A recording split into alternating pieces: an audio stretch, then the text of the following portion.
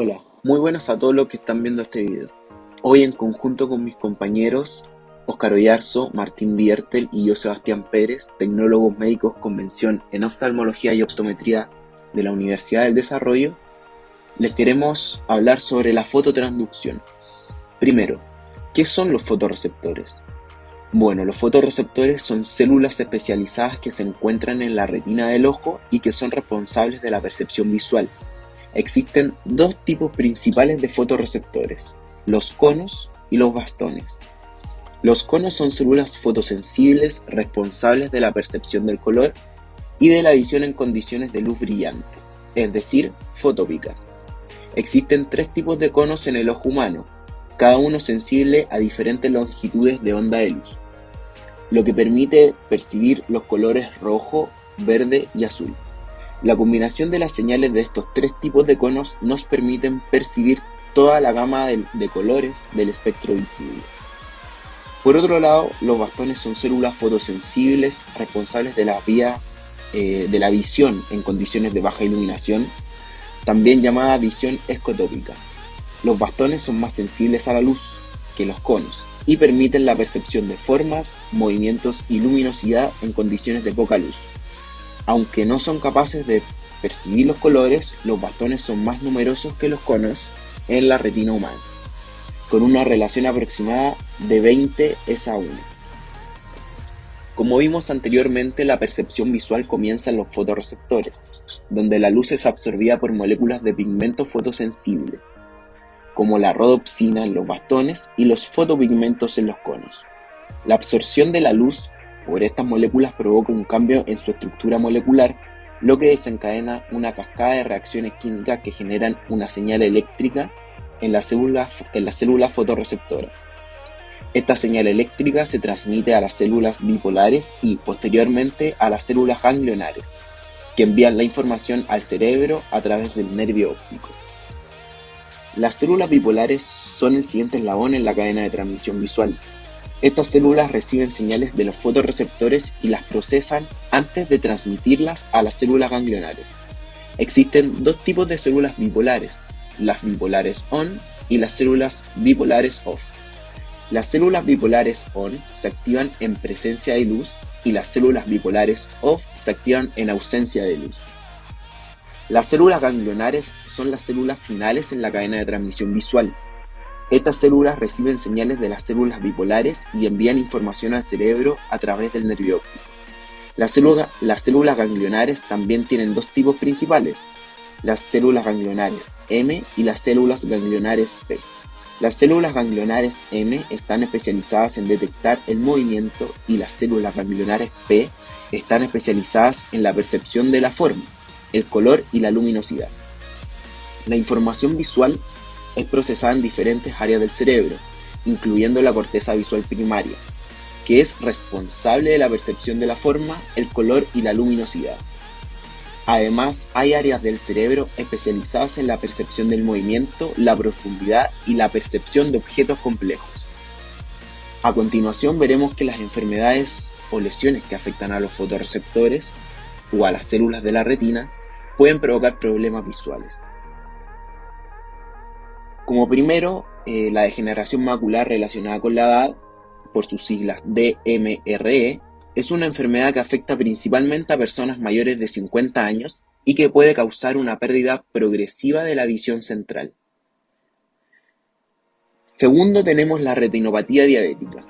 Es una complicación de la diabetes que puede dañar los vasos sanguíneos de la retina y causar una pérdida de la visión. Tercero, tenemos la retinitis pigmentosa, que es un trastorno hereditario que afecta a los fotorreceptores y puede causar una pérdida progresiva de la visión nocturna y periférica. Como cuarto tenemos la enfermedad de Stargardt. Es un trastorno hereditario que afecta principalmente a niños y jóvenes y puede causar una pérdida progresiva de la visión central. Quinto tenemos la amaurosis congénita de Leber. Es un trastorno hereditario que afecta a los fotorreceptores y puede causar una pérdida grave de la visión desde el nacimiento o durante la infancia. Como sexto tenemos el síndrome de Usher, que es un trastorno hereditario que afecta tanto a la audición como a la visión y puede causar una pérdida progresiva de ambas funciones. La vía visual completa es el camino que sigue la información visual, desde los fotorreceptores en la retina de nuestro ojo hasta las áreas de procesamiento visual en el cerebro. Y finalmente tenemos la acromatopsia, que puede ser acromatopsia congénita y no progresiva o acromatopsia adquirida. Ahora, la acromatopsia es una enfermedad, es un subtipo de agnosia visual, en la cual la percepción de los colores es nula, por lo que el ser humano afectado percibe el mundo en blanco y negro. Y lo interesante de esta enfermedad es que es considerada una patología de origen apreciativa, ya que no existe daño en los conos ni en las fibras que transmiten la información. Esto se debe a que la cromatopsia se produce por una lesión en la corteza extrastriada o también por lesiones que afecten directamente el lóbulo occipital o la porción ventromedial del temporal, en donde se encuentran estructuras asociadas a la codificación cromática.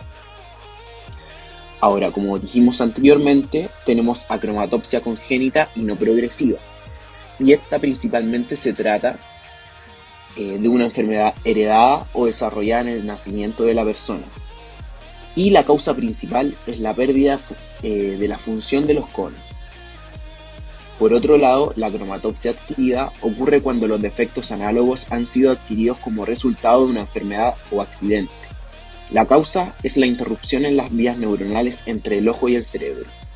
Dentro de este grupo existen dos casos: la cromatopsia parcial, que es similar al daltonismo, y la cromatopsia cerebral, que es causada por un daño en la corteza cerebral. Para continuar, veremos que la vía visual se compone de las siguientes etapas. Primero tenemos los fotorreceptores, que los fotorreceptores son células sensibles a la luz en la retina del ojo, que van a estar en donde van a estar los conos y los bastones. Después tenemos las células bipolares. Las células bipolares reciben información de los fotorreceptores y la transmiten a células ganglionares. Después vienen las células ganglionares, que son las últimas células de la retina, y su axón forma el nervio óptico que lleva la información visual al cerebro. Después viene el quiasma óptico. Las fibras nerviosas del nervio óptico de cada ojo se cruzan en este quiasma. Posteriormente está el tracto óptico. Las fibras nerviosas del quiasma óptico forman el tracto óptico que va a llegar al tálamo. Después tenemos el cuerpo geniculado lateral, en donde las fibras nerviosas del tracto óptico hacen sinapsis en el cuerpo geniculado lateral en una estructura en el tálamo. Después, las radiaciones ópticas. Las fibras nerviosas del cuerpo geniculado lateral forman las radiaciones ópticas que llegan a la corteza visual primaria en el lóbulo occipital. Después, la corteza visual primaria. La corteza visual primaria es la primera área de procesamiento visual en el cerebro, donde se produce la percepción visual consciente. Y por último, las vías visuales secundarias y terciarias. A partir de la corteza visual primaria, la información visual se distribuye a vías secundarias y terciarias en los lóbulos parietal y temporal, donde se procesa información visual más compleja, como la percepción de la forma, el color y la profundidad. Ahora hablaremos de la visión en colores, en profundidad. El ojo humano únicamente es sensible a una pequeña gama de longitudes de onda, que van desde los 380 a 780 nanómetros aproximadamente. Pero incluso dentro de esta gama limitada a la que llamemos espectro visible, podemos encontrar las longitudes de onda que componen todos los colores que conocemos. Por esto hay que tener presente que toda luz que llega a los fotorreceptores comenzó siendo una luz blanca proveniente del sol y llegó a nosotros reflejada por un objeto. Entonces, cuando la luz blanca incide en un objeto, la superficie de este absorberá determinada gama de colores y refleja otras partes del espectro. Por ejemplo, un tomate refleja una longitud de onda que se encuentra en la parte roja del espectro y lo demás es absorbido por el tomate. Si nos adentramos un poco más en las propiedades de los colores y tenemos que en la teoría del color, las propiedades son aquellos atributos que combinan y hacen único a cada color, por lo que encontramos tres propiedades, las cuales son tono o matriz, que es un atributo del color que permite diferenciar un color de otro, por ejemplo, diferenciar el amarillo del verde o del rojo. Y después tenemos el brillo, que es el término que se utiliza para describir cuán claro u oscuro está un color y se refiere a la cantidad de luz percibida. También se relaciona con la adición de negro o blanco sobre él, ya que es el grado de oscuridad de un color. Y finalmente tenemos la saturación. Esta propiedad representa la viveza o palidez de un color y se relaciona con el ancho de banda de luz que se está visualizando, es decir, qué tan puro es un color. Además, los colores puros del espectro están completamente saturados. Ahora, volviendo un poco a los fotorreceptores, tenemos los conos, que como se dijo anteriormente, los conos son los fotorreceptores de la retina que nos van a proporcionar la visión en color, teniendo en concreto tres tipos, donde cada tipo de cono tiene un tipo de retineno, el cual se asocia a proteínas llamadas rodopsinas. Es por esto que existen tres tipos de rodopsinas, las cuales codifican por tres genes distintos. Además, cada una de sus características de absorción de luz específico, por ende, los seres humanos tenemos una visión tricromática, es decir, tenemos conos que absorben luz azul, verde y roja, y el máximo de absorción de luz para los conos azules es de 420 nanómetros, para los conos verdes es de 530 nanómetros, y para los conos rojos es de 562 nanómetros. Además, la distribución proporcional de los conos en la retina humana es de 1 es a 20 es a 40, en el mismo orden mencionado anteriormente. Es decir, que por cada cono azul hay 20 conos verdes y 40 conos rojos.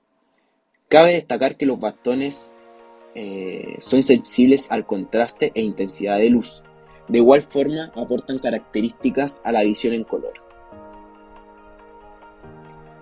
Ahora veremos algunas deficiencias en la percepción del color. Como vimos anteriormente, existen unas proteínas que se encuentran específicamente en cada cono y que son codificadas por genes distintos.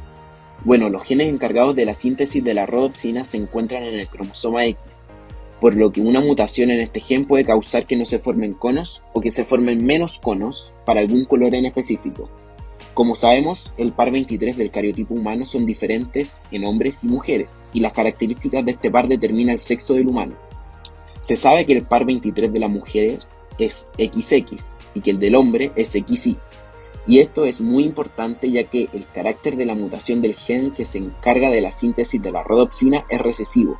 Es decir, que las mujeres necesitan tener ambos genes X mutados para presentar algún tipo de daltonismo, mientras que los hombres, al tener solo un X, será daltónico siempre que ocurra la mutación. Y esto explica que la cantidad de hombres que presentan algún tipo de daltonismo es mucho mayor que el de las mujeres, ya que 1 de cada 12 hombres presenta daltonismo, mientras que en las mujeres es 1 de cada 100. Pero, ¿cuáles son los tipos de daltonismo? Existen dos tipos de dicromatopsias, los defectos rojo-verde y los defectos azul-amarillo.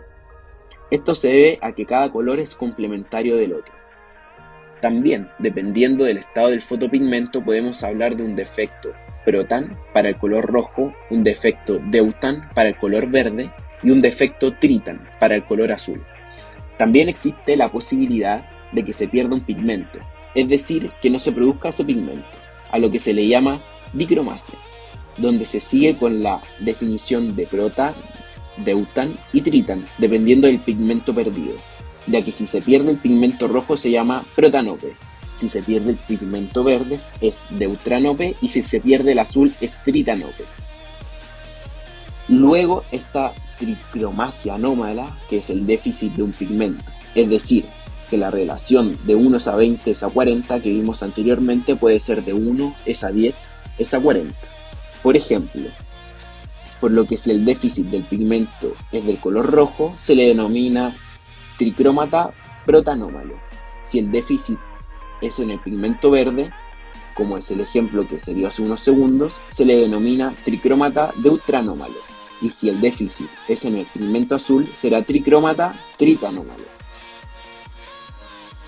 También existe el daltonismo completo, que es cuando no se pueden ver colores en absoluto. Esto también se conoce como monocromasia y es muy poco común. Dependiendo del tipo, usted también podría tener problemas para ver con claridad y ser más sensible a la luz.